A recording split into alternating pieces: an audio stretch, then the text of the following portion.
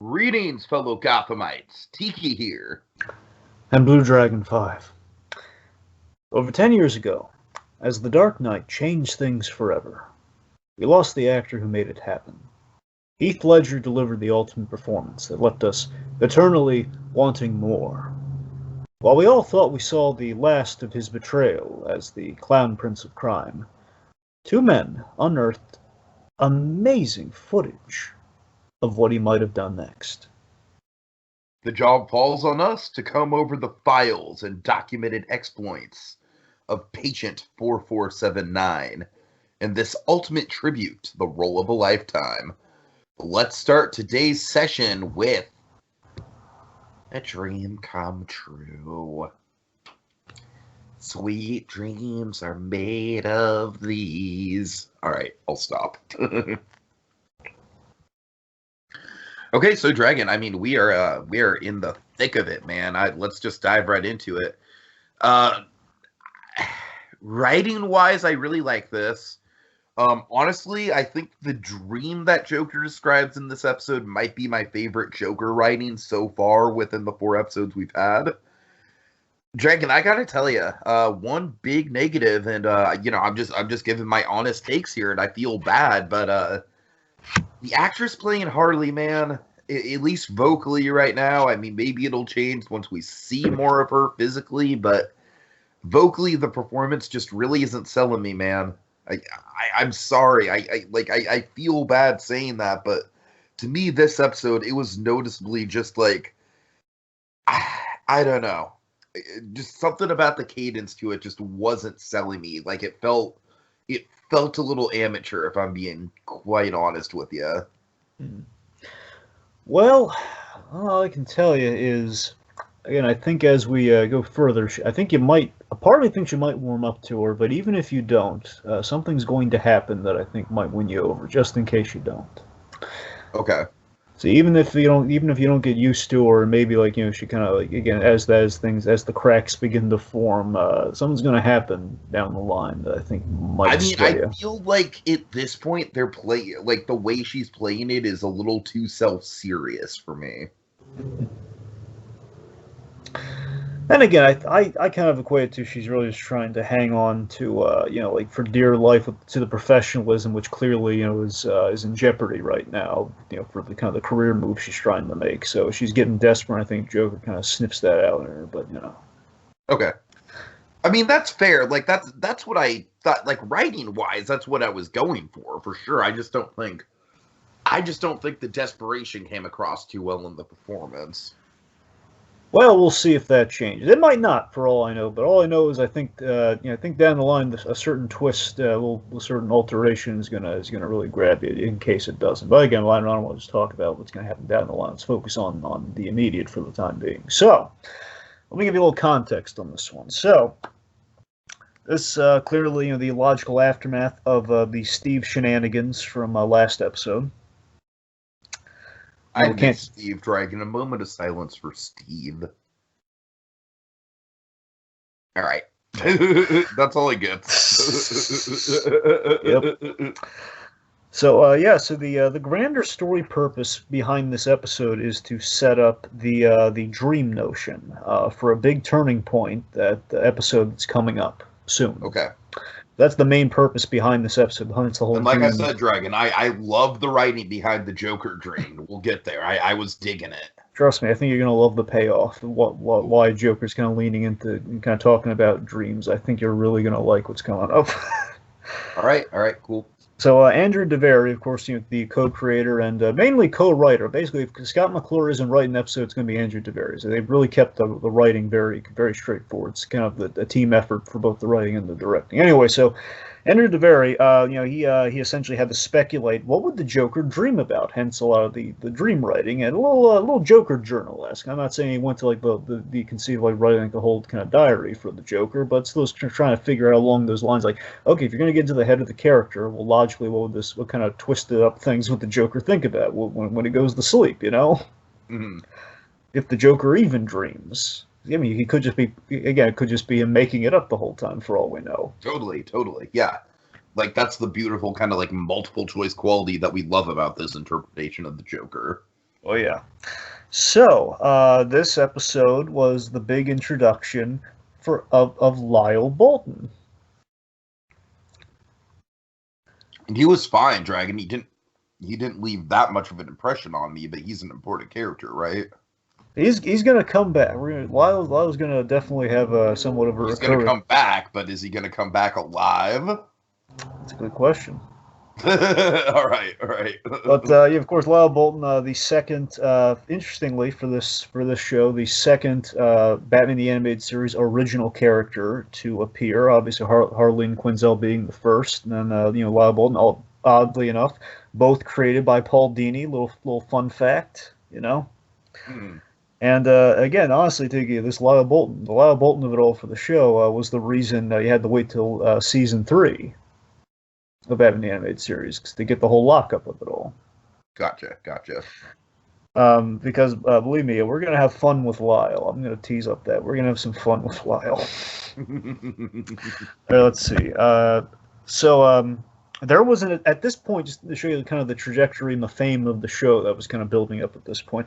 There was after 3 episodes, there was very much an attempt in the writing to not have the fangirls in the comments falling over the Joker as they were. It's just kind of this horrifying thing where they're all like, "Oh, he's so." I mean, cute. That's going to be tricky, Dragon. Some fandoms you just can't control. And that's the thing. It was sort of like this thing of just like. They're trying to kind of combat that with guys, there's like a sobering brutality to his actions here. I mean, given the ending of this as well, as long as we. It's kind of like Alan Moore trying to insist that Rorschach isn't a hero. Yeah. So yeah, obviously it's kind of a losing battle, but that started to happen in the writing here, where it's just they're kind of seeing how the show's impacting everyone, the buzz on the show, and everyone's like, "Oh my God, the Joker's so cute," and all that sort of stuff. Like, no, he's killing people. What's wrong with you? Keep in mind, this is like post his Dark Knight killing. Yeah. I was saying, yeah, all of that and factored in. Again, this is like still the big buzz. Everyone's just like, "Oh, he's so rambunctious." That little scamp. And people are like, the girls are saying, "Oh, I hope he ties me up or something." Like, I know some. Okay, yeah, that's.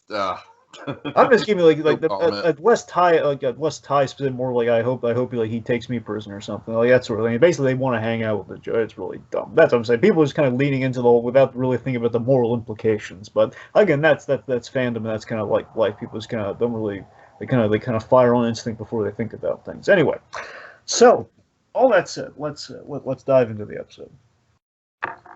All right, so we see the title card, of course, Dragon. This is a return to form for us after last week.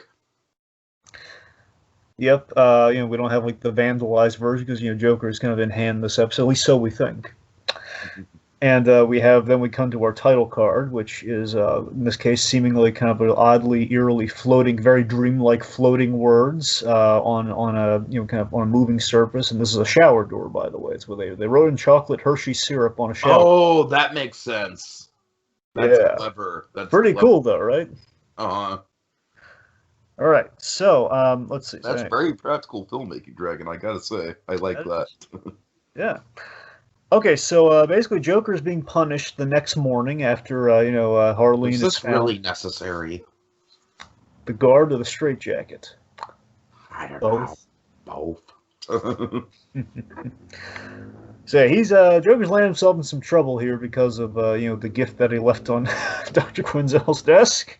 It's basically the equivalent of punishing a puppy for leaving a dead bird at the door. Pretty much.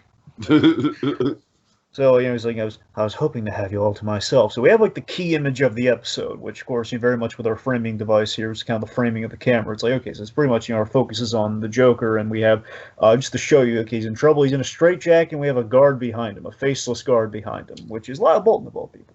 Mm-hmm. So this Lyle Bolton's portrayed by Steve Gibbs.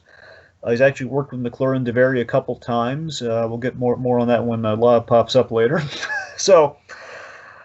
Pops up as in his head is going to pop out of this. No, I'm just kidding. All right. Sorry. So we have our introduction to Lyle Bolton here as the security measure. Basically, so now we have to have a kind of a security monitoring thing while because the Joker has killed somebody on Arkham's premises as he's escaped his cell. Killed Steve. R.I.P. I mean, honestly, Dragon, the Joker is damn lucky that they just don't throw him in solitary and throw away the key at this point, you know? Absolutely. Honestly. So let's see. So I know we have like the great, just the Joker and Libel never really mixed it up in the comics, clearly, or even the animated series, and they really had an interaction. So this is like really some fine gold that we have here. For sure, for sure. Like, Lyle, that is a girl's name. If you and I had a daughter, that's what I want to call her, Lyle. Lyle. That is a very creepy rhyme. Very creepy. And of course, we said that great. It's a compliment. That's kind of the catchphrase. They're kind of working with the Joker this show. There's a few catchphrases that they work in. Oh yeah. By the way, it's the if you and I had a daughter bit. That's an ad lib line. Originally, it was just like if I had a daughter. It's like it makes it even creepier. Oh yeah, I mean, and once again, it's just him. Just like it's classic. It's classic. Abuse, Dragon. It's classic manipulation. That's the word I was looking for. Where it's like you're just relentless at drilling these ideas into the victim's head. It doesn't really matter if they're comfortable with them or not, you know. So Dr. Quinzel's asking about Steve. Oh, did you get your gift? Were you expecting a thank you card?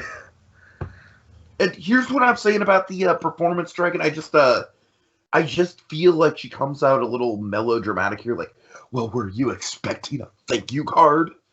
Like, I don't know, Dragon. There's just something about the delivery. I hate to nitpick, and I'm not going to nitpick over every line by any means. I just want to, like, I'm having a hard time putting into words, like, what I'm not feeling about it.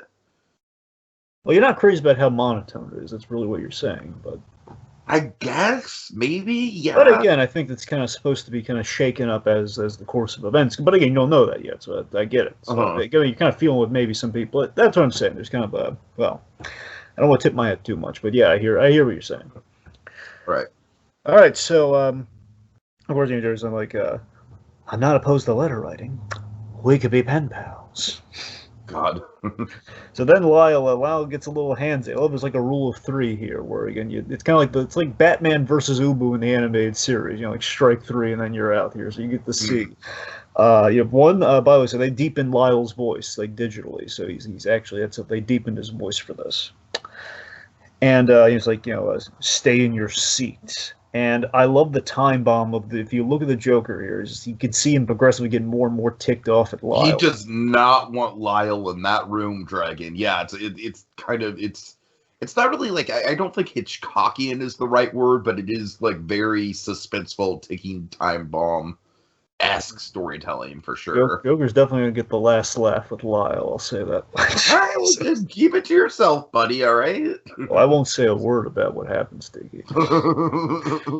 But yeah. So but yeah, guys love too McClure loves the physicalize things, and with the straitjacket, what we've done here so cleverly is one, we have an iconic Joker visual. If he's in the straitjacket, it fits into like a logical aftermath. Of course, you want to make sure he can't break out again, and also it's like yet again, as per episode here, we give him a costume change and kind of a prop in essence to play with. In this case, it's a lack of prop where. Sure. We've taken away kind of the handsy kind of little Joker ticks that we've had for like 3 episodes now. We don't have those to work with now, which makes what we have in response is just like killer facial acting. It's wonderful.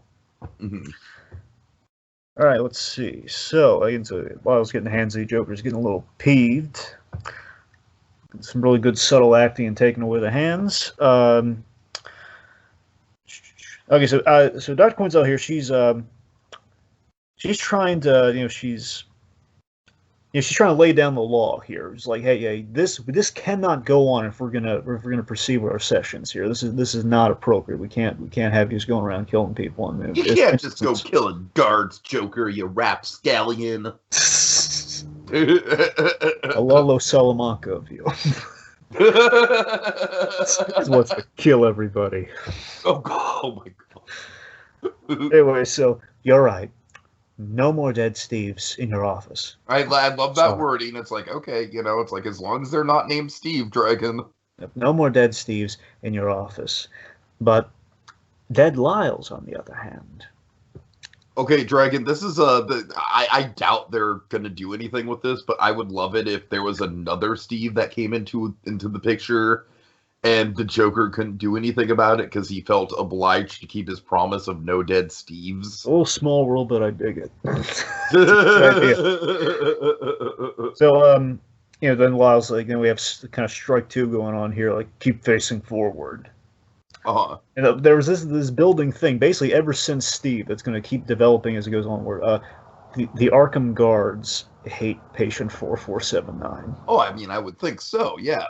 That's what I'm saying, like Steve onward, you can kind of see it. And I love it in Lyle, again, so right now, again, the stylistic thing we're doing is, again, we're keeping everyone at a distance and the focus on the Joker, so that's why we're still not seeing Harleen's face yet, and we're not seeing Lyle. We're kind of cutting off Lyle's head as well here. So again, right now we're still very confined, very focused on Joker while we're in Arkham. So anyway, so that then we have the whole keep facing forward thing. So and I love you can see like the hand acting on Lyle's getting all antsy. He's getting like the clenching a fist. Like he doesn't like this guy. Oh boy, he's right at. You know what it kind of reminds me of? It kind of reminds me of that one guard that the Joker was egging on in The Dark Knight. Yeah, you mean I can't for the life of me remember his name, but the guy who Officer Stephan. Yeah. The guy, the whole the holds the glass to his neck and everything, right? Right, exactly. Yeah, it's Officer Stephan. Basically, he should have been Bullock, but we didn't call him Bullock. And I know you're gonna enjoy this. I'm just gonna have to enjoy it a little more. Yeah. That guy. I really wish Nolan just called that guy Bullock instead. I know, right? Anyways. Oh, that would be a perfect Bullock line. I know. Okay, so Harleen points out that all this plays in the DA Fields' hand here. That it's going to be really difficult to help him after all this, and Joker's not fazed by this at all, which is a really great clue to the episode. Of like, yeah, he's really not fazed by DA Fields at all. Because one, he's not afraid of anything really, but second, now, correct me if I'm wrong, but like Fields, he did have a problem with earlier, right? Yeah, that weasel from the DA's office. Again, so maybe if I'm speculating, maybe Fields is already dead, perhaps. Well, Tiki, you know the answer. Do I? Yeah. Oh yeah. Oh my God, you're right. I do. That's what I'm saying. So we're kind of a little. I'm dumb. I'm dumb. Okay, I'm sorry. That was formulating the idea. I'm sorry, Dragon. The names didn't connect in my head until literally right now. Anyway, so a funny thing about DAs in this town, they don't last very long, which again is set up for the punchline, basically. They don't last long in the town, so long as the Joker's around. All right, see, do you feel any remorse, any guilt for killing that man? The Joker's very honestly, it's just very scary. Nope. Why would I feel that?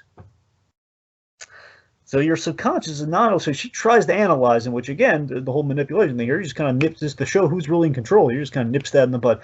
You don't. Not only is your subconscious repressed, but you're not. You don't want to know what my subconscious cooks up. My waking hours are bad enough. And then we have the third grab from Lyle here. Last warning before you get put into lockup. It's the cute little references they give me. All right, so anyway. So importantly, though, I love that with that whole you don't want to know what my subconscious cooks up. She at this point is not taking the bait. She still really doesn't take the bait by the end of the episode. That's what I love. Like she's setting her up for questions like, "Ask me about my subconscious and dreams." We have an episode title and everything. "Ask me about my dreams," and she's not taking the bait because she's smart. She's like, "No, I don't. I'm not going to feed into your ego. We're here to talk about actual stuff." But she then asked the right question. Why didn't you try to escape? Because, again, he very easily could have, or at least could have attempted to. Yeah, and so at that point, he kind of drives the bargain like, "Oh, I'll tell you. I'll tell you everything you need to know. If he leaves, I want him gone. I want it. I want it." Right, that right there. That, I think, was maybe the closest Ledgerism yet. Oh, yeah, well, it's very direct. I want it. It's the phone call gag. Yeah, exactly. I kind of geeked out when I saw that little bit. That's a very subtle little Ledgerism there. I'll tell you everything you want to know as soon as you call off the 8. God. I want him gone. I want him gone. I want it. So she excuses Bolden. Again, a little quid pro quo going on here. And if you notice, Joe gives this little smile, just the control that he has. as he begins to dig his heels in here with kind of the his kind of control over the situation. Sure. I didn't want to escape. I wanted to help you. I don't need help. This is therapy after all. I'm not the one who needs help. Don't talk like that. Everyone needs help sometimes. He's trying to spin it like, no, I'm here to help you. Let me help you. Right. Like, I mean, again, classic abuser sort of manipulation mentality, Dragon. It's right on the nose for real life cases. Oh yeah.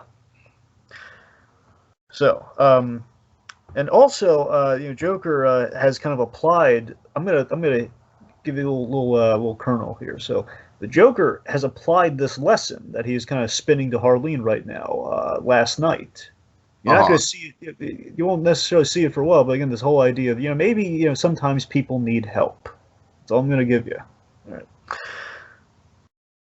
That he's kind of applied this little life lesson somewhere last night. All right. Okay, so Harleen points out that Fields has, he's been here all night and he's been going through the files and everything, and just combing over the sessions, looking for, seeing all this so he can put them away. And again, Joker not concerned, and we know why now on the rewatch. This, why, we have this logical call out of Joker's kind of point blankly asking. I think this is where the writing gets really good right now. This is kind of our thesis statement for the show right here. Like, why are you still here? In any relationship, this is the time to pack up, change locks, and get out. Yet, here you are. He just calls out. That right there is kind of like the thesis statement for Harley Quinn, just in general. Yeah, I mean, he calls out the mad love motive to a T, which traditionally is, you wanted. I get it, for the curiosity and the fame and the respect of your colleagues, if you cured me. But the man's dead because of you. And then this is the best performance from Harley that we get here as a whole, like, don't you, I'm sorry, what's the line, Dragon, the finishing the sentences line that he says? You're not going to make me responsible? I think it's cute that we're finishing each other's sentences. Yeah. Oh boy! And again, he's kind of applying that the people will eat each other at the first sign of trouble mentality of Harley. Like, you're here with an agenda as well, as in you're gonna that's what you're here for. You're here to essentially get something out of me. You're not really here to help me. And he's kind of calling her out on the hypocrisy. I'm sorry, I'm being silly. Anyways, you're here to get something out of me? All right, I'm sorry, Dragon. Go ahead, continue. All right. Okay, anyways, after the whole responsible thing, again, it's lovely. He's basically laying the track of what he wants to actualize, which again, traditionally in Batman, we know absolutely is how it goes. It's cute. We're finishing each other's sentences, and it's gonna be so funny that once he. Ultimately, and I'm just speaking in generalities with the classic Joker Harley relationship, is that even if that happens, you're going to get to the class thing where now Joker can't stand to be around her after he put in all this legwork to make it happen. Yeah, right. And I'm interested to see where we're going to go with that from like a realistic kind of Nolanized perspective. Yeah. All right. So her response to all this is just that you're unbearable. So again, she's kind of dropped the professional demeanor, starting to kind of she's getting really exasperated here. You're unbearable. She's getting exasperated, but at the same time, you can tell she's kind of going out of her way to help him, like more than she should be. Because again, Joker had it right to a T that you want the claim of curing me. We're linked to each other because of that. You want these sessions almost more than I do, really. Right, exactly. So it's really interesting they're kind of conspiring even before she's really a co-conspirator at this point. She's kind of incidentally has become a co-conspirator. Seeds being sown, for sure. That reminds me of two dreams I had last night. One was with one you were in, but now is not the best time to go into to mention that. Which, by the way, is a little bit of a fourth wall gag because we're going to kind of circle that in a couple episodes from now. All right. The other one, I go bear hunting. I'm sure you love this. Yeah, can I take the reins on it? Yes, please do, yes. All right. So I go bear hunting, And I end up in the Gotham City Zoo because, I mean, where else am I going to find a bear, right?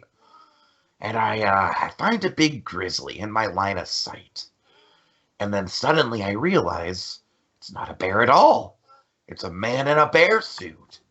And I'm not doing the voice right at all, but essentially, Dragon, he realizes that he's not in the middle of a zoo, he's in the middle of a theme park. And the darkness about this whole thing is that it's like the Joker, it's like, okay, like, there's a bunch of kids around him, business as usual. Doesn't matter that this dude's a dude and not a bear, he's gonna kill him, he's gonna skin him, and he's gonna do it in front of all these kids. Yep, and he doesn't even break a sweat. Like, he just says it so casual, like, Yeah, he figures he's going this far. Like, why not just go the extra mile? I've already made the mistake. I'll make lemonade out of lemons. Exactly. Also, I love the physicality where he does like the leg when he basically shoots him. That's great Joker physicality, and that to me almost kind of speaks to the whole like Joker being a veteran kind of thing. Mm-hmm. Like, I'm wondering how deep we're gonna get into that whole thing in the series. Like, obviously, don't tell me like either way, but I mean that is a fascinating element of the Ledger Joker for me. So, of course, actually there was some debate when they were making this. Like, should the Joker be barefooted or should he have like a pink bunny slipper? And they kind of figure, well, where the heck is he going to get the pink bunny slipper? So we just kind of went with the bare feet, which makes sense. That's fine. Yeah. Yeah, and again, I love with the restraint of the arms, we have like the legs kind of come in the fray like a prop, so that's cool too. So yeah. Sure. All right. So anyways, after the whole it's a man in a bear costume, and I figure I strap him to the hood of my car, take him to a hunting lodge, and again we're pulling the "and" from from the Scar story, and I skin him. Which, by the way, I'm pretty sure is a reference to one of the looks that kind of inspired the Ledger Joker from the Joker graphic novel that Lee Bermejo and Brian Azzarello did, where basically Joker has a strip club with Harley as a stripper in that story, and he skinned like a debtor, like some guy at the club. Basically he skinned the man and treated like he was a stripper on stage. It was real creepy stuff. I'm saying I wonder if they got the skin idea from that. Anyway, so so I see like a bear rug. So then Harleen's just kind of asking like point blank, like, is this a game to you? I've risked everything treating you. I fought for these sessions. No one at Arkham thinks I'm going to change things. And if I fail, you're just going to go to the next one in line. But where does that leave me? And that's the break right there. Like, it's like that's where it's completely like, where does that leave me? The desperation there. And the importance of the therapy device, where if things go south and he gets kicked up to somebody else, this therapy is very much the two of them. It's a twofer. Yeah. All right. So then, before we get an answer to this from the Joker, there was an interruption. Yeah, and turns out that a certain DA has been found dead. Mm-hmm.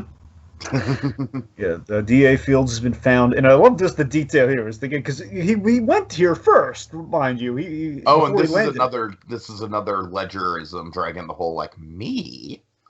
Well, I was right here. Yep, me.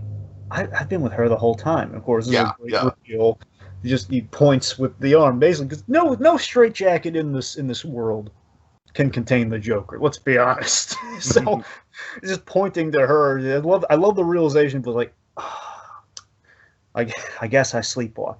Good news is I don't snore. He's laughing as they're taking him away. One thing I want to mention too before I round things up. Again, he's saying, Harley again.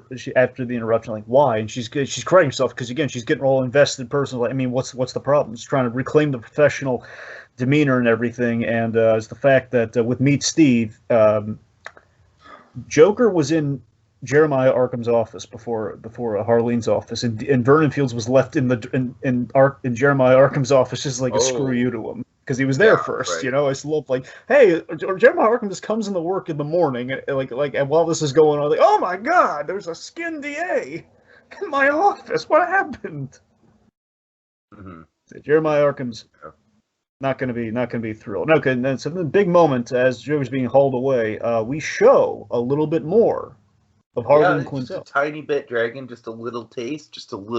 That is a cool little I like that we're kind of peeling back the layers there for sure. And remember the device. The more we see of her, the more personal, intimate, and the danger levels that are kind of getting up here. Where again, we're seeing a little bit more of her. She's getting a little more sucked in. Right. We're getting close to seeing that face. And when we see that face, bad stuff's going down. Okay. And also, last tease. In that last shot of Harleen, there is a clue to a major story point for the season. A little clue, if you look really carefully. That's all I'm going to say. All right. Okay.